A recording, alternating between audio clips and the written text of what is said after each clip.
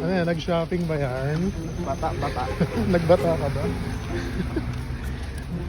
Sa malapit.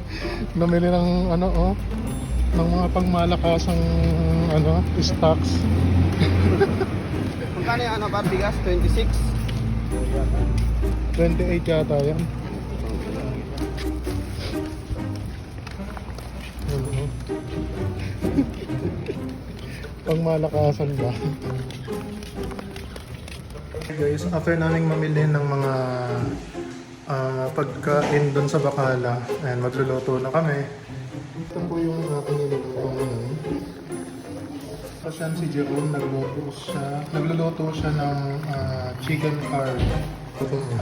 Di ba? So yan, maluluto na. Pansarili. Hmm? Lutong curry na pansarili. Sino yung mas masarap yan? Or ikaw? Ako.